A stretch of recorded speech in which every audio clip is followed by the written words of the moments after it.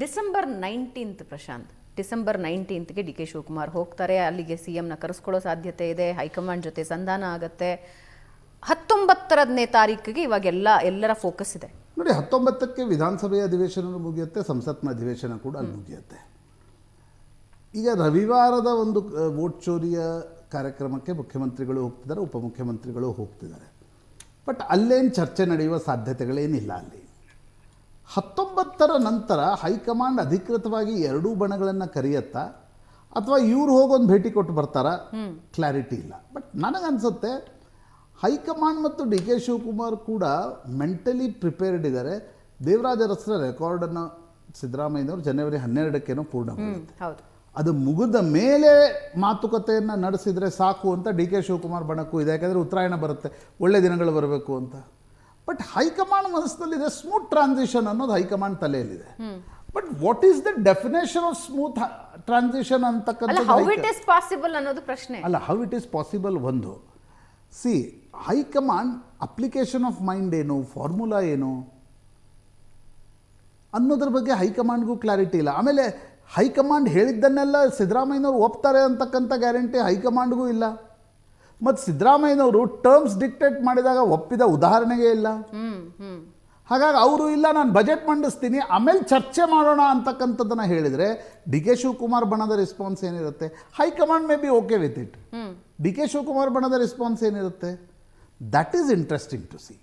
ಯಾಕಂದ್ರೆ 2.5 ವರ್ಷದ D K Shivakumar ಬಣ ಹೇಳ್ತಾ ಇರೋ ಪ್ರಕಾರ 2.5 ವರ್ಷ ಮಾತುಕತೆ ಅದು 2.5 ವರ್ಷ ಮುಗಿದು ಹೋಯ್ತು. ಈಗ ಮುಗಿದು ಹೋಗಿದೆ. ಈಗ 2 ವರ್ಷ 7 ತಿಂಗಳಾಗತ್ತೆ ಅಂತ ಅನ್ಕೊಳ್ಳೋಣ. ಜನವರಿಯಲ್ಲಿ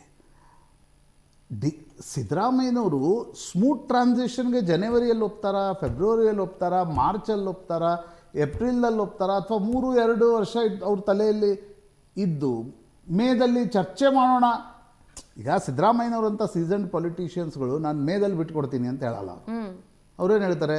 ಬಜೆಟ್ ಅಧಿವೇಶನ ಮುಗಿಲಿ ಆಮೇಲೆ ಕೂತ್ಕೊಂಡು ಚರ್ಚೆ ಮಾಡೋಣ ಅಂತ ಹೇಳ್ತಾರೆ. ಬಿಟ್ಕೊಡ್ತೀನಿ ಅಲ್ಲ, ಅದು ಯಾವ ರಾಜಕಾರಣಿನೂ ಹೆಂಗೆ ಹೇಳ್ತಾರೆ ನಾಳೆ ಬಿಟ್ಕೊಡ್ತೀನಿ, 3 ತಿಂಗಳ ನಂತರ ಬಿಟ್ಕೊಡ್ತೀನಿ ಅಂತಕ್ಕಂಥದ್ದನ್ನು. ಹಾಗಾಗಿ ನನಗನ್ಸುತ್ತೆ ಇದು ಮತ್ತೊಂದು ಬಾರಿ ಕಗ್ಗಂಟಾಗ್ತಕ್ಕಂಥ ಸಾಧ್ಯತೆಗಳು ಸ್ಪಷ್ಟವಾಗಿ ಕಾಣ್ತಾ ಇವೆ. ಇದು ಡಿಸೆಂಬರ್ 19ಕ್ಕ ಅಥವಾ ಜನವರಿ ಡಿಸೆಂಬರ್ 19ಕ್ಕೆ I don't think anything will be decided. Because December 19 ಆದರೆ ನಿಮಗೆ ದೇವರಾಜ ಅರಸರ ರೆಕಾರ್ಡ್ ಮುರಿಯಲ್ಲ. ದೇವರಾಜ ಅರಸರ ರೆಕಾರ್ಡ್ ಮುಗಿದ ಮೇಲೆ ಸಿದ್ದರಾಮಯ್ಯನವ್ರನ್ನ ಚರ್ಚೆಗೆ ಹೈಕಮಾಂಡ್ ಕರೆಯತ್ತಾ? ಈಗ ಹೈಕಮಾಂಡ್ ಕೂಡ ಎಲ್ಲವೂ ನಾವು ಕರ್ನಾಟಕದಲ್ಲಿಯ ಮೈಂಡ್ ಗೇಮ್ ಮತ್ತು ಪವರ್ ಗೇಮ್ಗಳ ಬಗ್ಗೆ ಚರ್ಚೆ ಮಾಡ್ತಿದ್ದೀವಿ. ಕಾಂಗ್ರೆಸ್ ಹೈಕಮಾಂಡ್ ಒಂದು ಸ್ಟೇಕ್ ಹೋಲ್ಡರ್ ಅಲ್ವಾ? ಕಾಂಗ್ರೆಸ್ ಹೈಕಮಾಂಡ್ಗೆ ಸಾಮರ್ಥ್ಯ ಉಂಟಾ ಈ ಸ್ಮೂತ್ ಟ್ರಾನ್ಸಿಷನ್ದು? ಅಲ್ಲ, ಅದೇ ಪ್ರಶ್ನೆ ಇರೋದು. ಆಫ್ಟರ್ ಬಿಹಾರ್ ಎಲೆಕ್ಷನ್ ಅಂತೂ ಅದಿನ್ನೂ ಕಗ್ಗಂಟು. ಬಿಹಾರ್ ಎಲೆಕ್ಷನ್ನು ಆಯ್ತು ರೀ.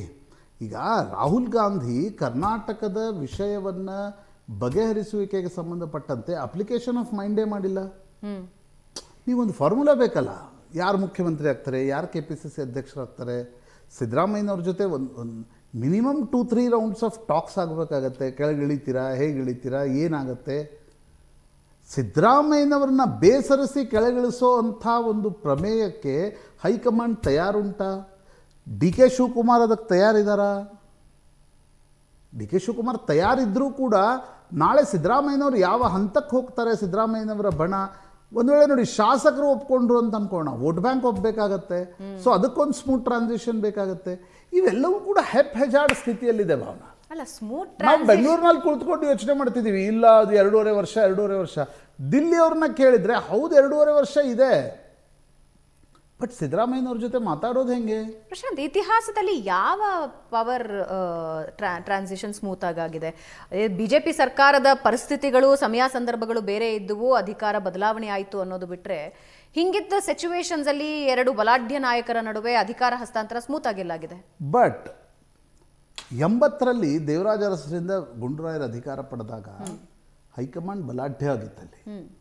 ನಿಜಲಿಂಗಪ್ಪನವ್ರು ಬಿಟ್ಬಿಡಿ, that is different story. Veerendra ಪಾಟೀಲ್ರಿಂದ ಅಧಿಕಾರ ತೆಗೆದುಕೊಂಡಾಗ ರಾಜೀವ್ ಗಾಂಧಿ ಇದ್ರು. ಬಟ್ ಏಟ್ ಬಿತ್ತಲ್ಲ ನೋಡಿ, ಏಟ್ ಇವತ್ತು ಬೀಳ್ಬೋದು ಏನೋ, ಬೀಳಲಿಕ್ಕಿಲ್ಲ, that is different issue. But ಅಲ್ಲಿ ರಾಜೀವ್ ಗಾಂಧಿ ಇದ್ರು. ರಾಜೀವ್ ಗಾಂಧಿ ವೀರೇಂದ್ರ ಪಾಟೀಲ್ರ ಮನೆಗೆ ಹೋಗಿ HALನಲ್ಲಿ ಅವರು ಯಾರನ್ನ ಕನ್ಸಲ್ಟ್ ಮಾಡುವಂಥ ಪ್ರಮೇಯ ಇರ್ತಿರಲಿಲ್ಲ. ಅವರು HAL ಏರ್ಪೋರ್ಟ್ಗೆ ಹೋಗಿ ಹೇಳಿದ್ರು there will be a new legislative party leader ಅಂತ. ಬಂಗಾರಪ್ಪನವ್ರನ್ನ ಇಳಿಸ್ಬೇಕಾಗಿರ್ತಕ್ಕಂಥ ಸಂದರ್ಭದಲ್ಲಿ ನರಸಿಂಹರಾಯರೊಂದು ನಿರ್ಧಾರವನ್ನು ತೆಗೆದುಕೊಂಡ್ಬಿಟ್ರು.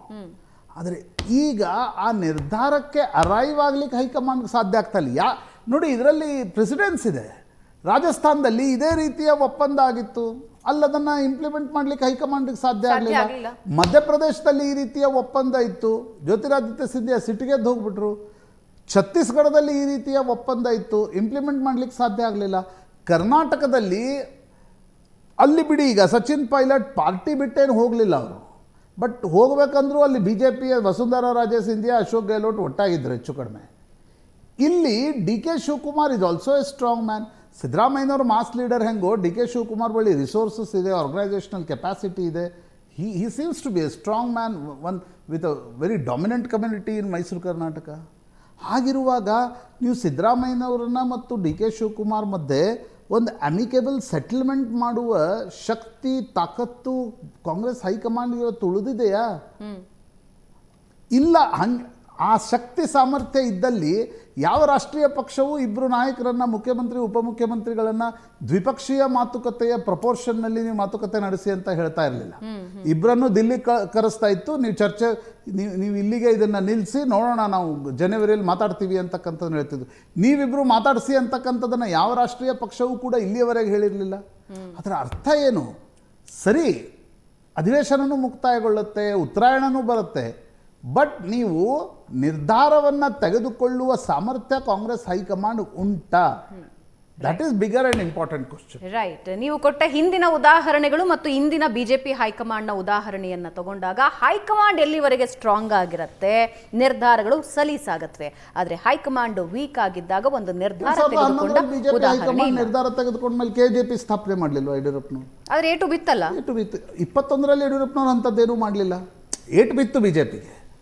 ಯಾವಾಗ ಮುಖ್ಯಮಂತ್ರಿಗಳ ಬದಲಾವಣೆ ಆಗಿದೆ ಕರ್ನಾಟಕದಲ್ಲಿ ಏಟು ಬಿದ್ದಿದೆ ಅಫ್ಕೋರ್ಸ್. ಬಟ್ DK ಶಿವಕುಮಾರ್ ಹೇಳ್ತಿದ್ದಾರೆ, ನಾನು ಮ್ಯಾನೇಜ್ ಮಾಡ್ತೀನಿ, ನನಗೊಂದು ಅವಕಾಶ ಕೊಡಿ ಅಂತ.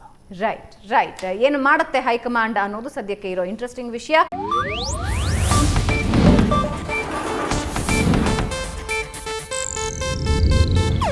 ಇದು ಏಷ್ಯಾನೆಟ್ ನ್ಯೂಸ್ ನೆಟ್ವರ್ಕ್ ಪ್ರಸ್ತುತಿ.